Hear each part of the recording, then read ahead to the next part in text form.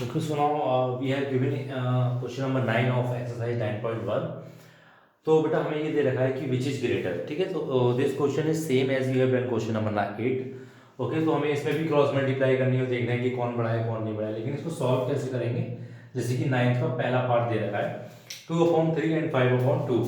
सो 2/3 and 5/2, तो what we will do here, हम इसकी ना क्रॉस मल्टीप्लाई कर देंगे। 2 2 जा 4 और 5 3 जा 15, ठीक है। तो 15 बड़ा हो गया, तो इसको हम लिखेंगे कैसे, 2/3, ठीक है, लेस देन विल बी 5/2। तो इस तरह से हम इसको लिख देंगे। Okay, so now second part हमें क्या दे रखा है, सेकंड पार्ट दे रखा है -5/6 और -4/3। तो इसमें भी हम क्या करेंगे, क्रॉस मल्टीप्लीकेशन करेंगे। यहाँ पे आ जाएगा 5 3 जा 15 यानी -15 और 6 4 जा 24 और ये माइनस का साइन, ठीक है। अब दोनों में कौन बड़ा होगा, जो छोटा होता है ना नेगेटिव इंटीजर में, that is greater from its compare to the other part, ठीक है। तो -15 विल बी ग्रेटर। तो यहाँ पे क्या फ्रैक्शन लग जाएगी, क्या सिंबल आ जाएगा, that is equal to implies -5/6 greater than -4/3। तो ये आंसर हो जाएगा, ठीक है। Now third part we have given, third part में क्या दिया हुआ है हमें -3/4, ठीक है। और बेटा यहाँ पे दिया हुआ है 2/-3। तो देखो आप यहाँ पे जो -3 है ना, इसको मैं ऊपर यहाँ पुट कर दूंगा, ठीक है, क्योंकि ये स्टैंडर्ड फॉर्म हो गया। अब फिर दोबारा मैं किसको कंपेयर करूंगा, तो ये मल्टीप्लाई करूंगा, -9 हो जाएगा और इधर -8, तो ये बड़ा हो गया -8। तो इस तरह से मैं यहाँ पे लिखूंगा इसको, -3/4 will be less than of -2/3। तो ये आंसर हो गया मेरा। अब देखिए इसके बाद जो नेक्स्ट क्वेश्चन है, that is 10, we have to write in ascending order.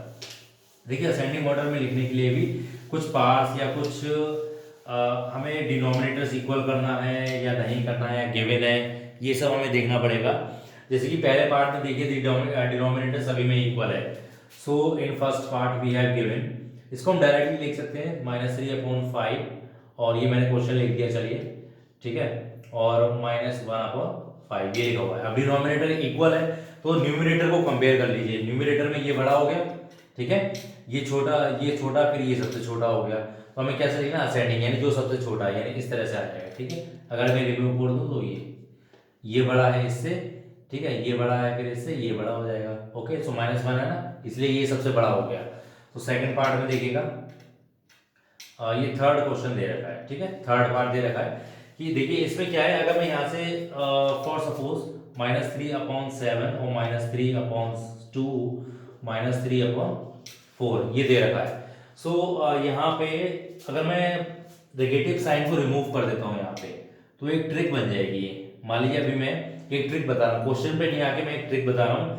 देखिए अगर न्यूमरेटर यहाँ पे इक्वल है, ठीक है, इफ न्यूमरेटर इज इक्वल, तो जिसके नीचे डिनोमिनेटर बड़ा होगा ना, that fraction will be less, ठीक है, यानी ये फ्रैक्शन सबसे छोटी हो गई, ठीक है। तो ये इस तरह से ये फ्रैक्शन ये फ्रैक्शन छोटी हो गई, ठीक है, और उसके बाद ये छोटी होगी यानी सबसे बड़ी ये होगी, यानी इसका डिनोमिनेटर सबसे छोटा है तो ये सबसे बड़ी।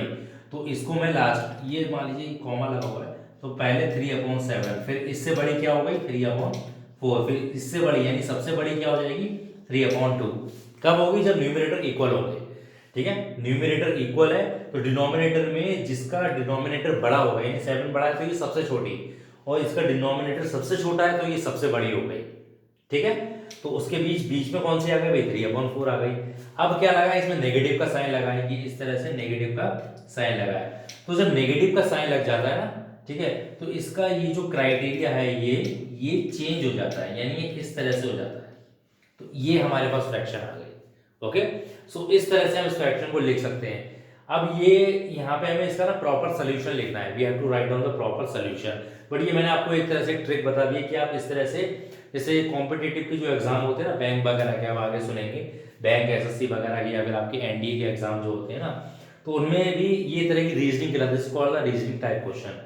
तो रीजनिंग में इस तरह के ही क्वेश्चन पूछे जाते हैं, ठीक है। तो वहाँ पे जल्दी से आंसर लगाना होता है, तो हम यहाँ पे आंसर इसको लगा सकते हैं इस तरह से। लेकिन यहाँ पे ना हम इसका प्रॉपर सोल्यूशन करेंगे। कैसे करेंगे, हम डिनोमिनेटर इक्वल करेंगे, उसके बाद कंपेयर करेंगे।